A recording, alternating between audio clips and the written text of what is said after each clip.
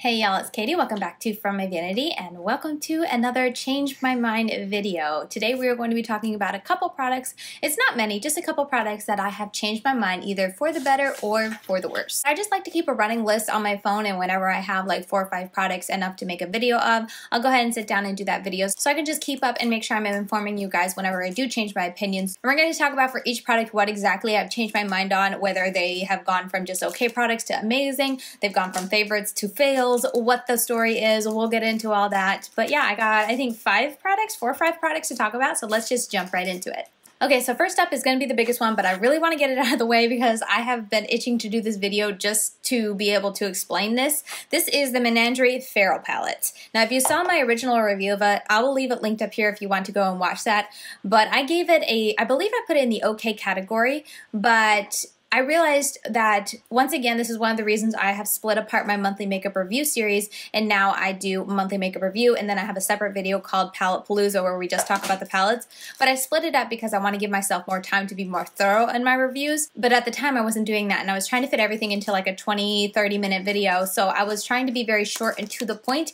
And when I gave my review, I think I came down way too heavy on just pointing out all the cons, and I didn't convey to you guys enough my pros to the palette. Because while I put it in the okay category and I mentioned a lot of cons that I found with the palette, I didn't hate the palette. And I feel like after I put that video up and I got a lot of comments, everyone assumed that I hated it. And I was just like, no, like I don't hate it. It was just tough because there was a couple things popping up as cons for this palette that added up to keep it from being a favorite of mine. Now in that video, the look I was wearing was my favorite look that I created from this palette. It was absolutely gorgeous. It was like a very yellow greeny look.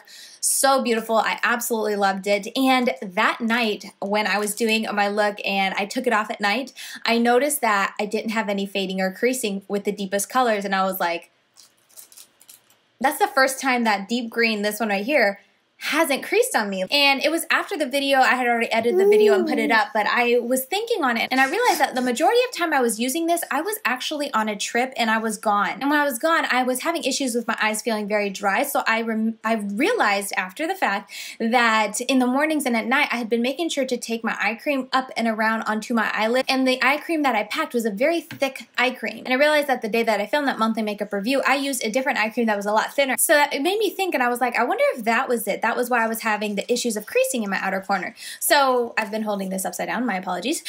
So a couple days after that, I was like, let me try doing a look with this again and just to see if it still creases. So I did a look and I actually made sure that when I was doing the outer corner, I tend to pack on the shades when I'm applying them to my lid, and I was thinking maybe this formula, this type of eyeshadow is just better not to be packed on so heavily. So I created my look. I made sure to use a different lighter weight formula for my eye cream, and then when I was creating my eye look, I made sure not to overpack the outer corner. I did more blending and just making sure it was even, not really trying to pack it on and get it super intense, but just making sure I had it well blended in that area. And that night, it didn't crease. So I was like, oh shoot, maybe this was all my bad and my mistake when I was trying this out. So I was like, oh shoot, I better make sure I mention that in a future Change My Mind video. And then something else happened. They launched 2 new shadows to replace the very boring first row here, which really changed the game for me even more because I was like, well, now this is quite an interesting palette. I'm pretty on board with this. And I think that's really awesome that the brand listened to its customers and made such a change, and really, you know, I feel like these 2 shadows totally belong in this palette, especially when you look at their artwork. It really goes along with everything. Oh, it's just a really good step. I love that they made that change. And while I know some people are annoyed by it, but I'm okay with it and I don't miss the other 2 shades. So those were really the 2 biggest hurdles for me when I was originally reviewing this palette. It was that the top row was so very boring, and then I had the creasing issues. And I've basically solved both of those issues by making sure I blend better, don't use an eye cream on top of my lid, and she came out and replaced the 2 new shades. So I was like, when I put those 2 together, I was like, well, you know what? That totally changes my review on this. This is now a favorite. Because that was the thing, when I did my monthly makeup review, I didn't hate this palette. I wanted to love it because I loved the color combos. I loved the looks that I could get out of this.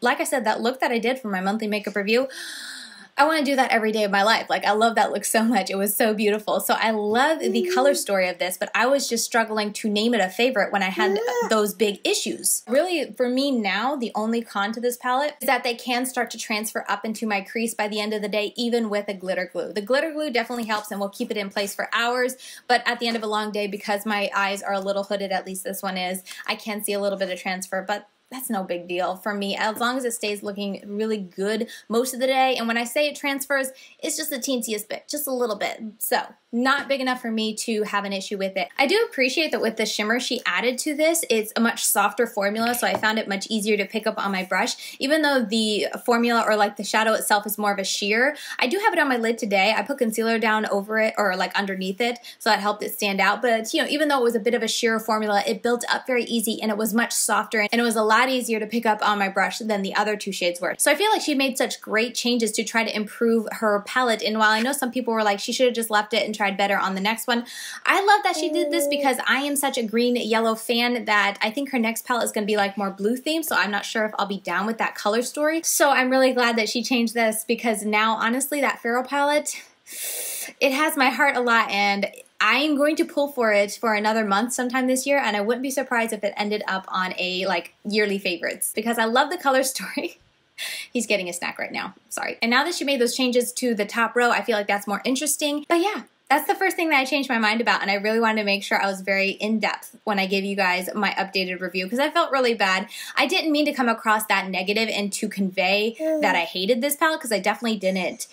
Like I said, I wanted to put it as a favorite, but the issues I was having kept me from doing that, and I had to put it in an okay, because creasing for me is a big deal, and the color layout is a big deal, and that was like a third of the palette that I was very bored with. I hope all that makes sense, but basically the Farrow palette is now a favorite of mine. I really do love it, and I cannot wait to pull it back into my collection and give it some more tries and create more looks with it and just enjoy it, because like I said, that color story was so much fun to work with that month, and yeah, I'm just really excited that I can now say I really do like it. Okay, next up, I actually don't have it here with me, so I'll go ahead and put it in this corner since I'm already over here. But it is the Catrice foundation. I forget the exact name of it, but I actually got it. It wasn't a right fit for me shade-wise, so I returned it and I ordered another shade online from Ulta, and I got that one in, and it was a wrong undertone for me. So I feel like when I just struggled with that, I was like, you know what? This is not worth it. Like, I know a lot of people love it, but I don't like it that much to sit here and finagle it and try to make the foundation work for me.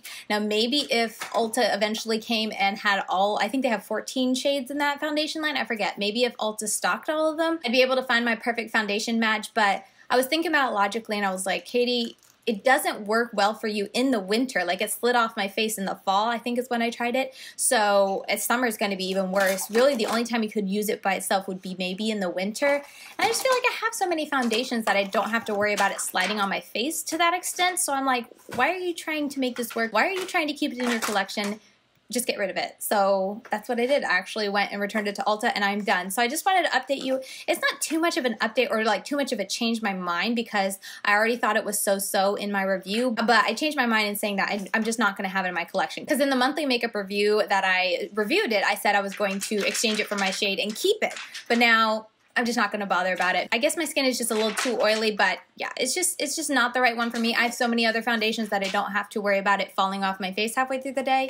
I'm good. So in that respect, I have changed my mind, because I don't want it in my collection anymore. So yeah. So next up, this isn't a huge change because I do still like it, but this is a Smashbox Photo Finish Primerizer. This is a primer and moisturizer in one. I raved about this a lot last winter, saying that it was really good for my skin in the winter, and I actually went and used it up in the spring. I used up my original bottle, and so for this winter, I went and I had a backup, so I pulled it out and I was like, I'm going to get good use out of it this winter. And last winter, it was extremely dry. It was a lot colder than this winter got, at least here in Virginia for me. And I noticed that because it's not as cold, I don't think I can get away with using just this as much. Like last winter, I would just use this as a moisturizer and primer. I wouldn't use any other moisturizer or any other primer, and I was just fine. Like I never felt like my oils were breaking through, my foundation wasn't breaking up, nothing like that. It lasted well throughout the day. But this winter, I can still use this, but I have to use another primer on top. So I can still use this as my like daytime moisturizer if I'm wanting to be lazy and, you know, just use one thing. I don't want to go back to my bathroom. I'm sitting at my makeup table. I use a makeup wipe to clean up my face, and and then I'll just put this on as my moisturizer. But I have to use a primer on top of that because it's just not cold enough and my oils still come through a bunch. So it's just not enough for by itself. So like I said, it's nothing big that I've changed my mind on it because I still do like it, but it just didn't get cold enough. So I kind of wanted to give you guys that update saying that this is probably amazing for very dry skin, but if you have extremely oily skin, I don't think it's going to be that much of a time saver for you because if you have very oily skin, you're probably still going to need to prime. So just a quick little update I wanted to share. Still good, but just not as good as last winter when it was super dry. Next up, I have the Hans Skincare Cosmetics All Natural Lip Gloss. This is in the shade Nude Rose. I got it in a BoxyCharm, and the month that I got it, I was like, this is really nice. Nothing too crazy, but it's nice. I'm not into lip glosses, but I like it. However, I have to mention in this Change My Mind video because I've come to really love this product. It is such an easy product to just pop on my lips, especially with it being winter and it's drier.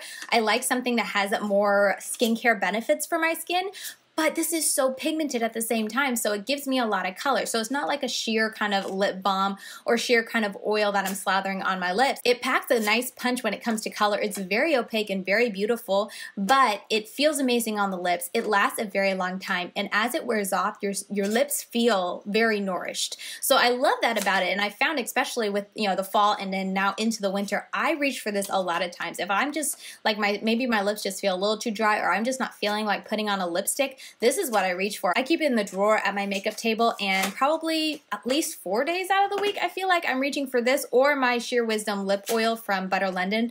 But I reach for this at least once or twice a week because I just find it so easy to apply. It feels so nice, and I feel like it does really good things for my lips. So yeah, this one I was just kind of so-so on, but it's kind of one of those slowly falling in love with products because now I really, really love it. Okay, so last up, this one really caught me by surprise, but this is the IT Cosmetics Bye Bye Pores Pressed Translucent Powder. Now, I used to love this. I've actually gone through an entire one in the past, like a year or two ago, and so when I got this, I was like, I'm gonna love it too. I'm gonna love it just as much as I loved it before, and I put it in my rotation, I've used it a bunch, but something I realized since I found the number 7, I'll put the picture here, but it's the number 7 pressed powder. Was it Ambient Light or something?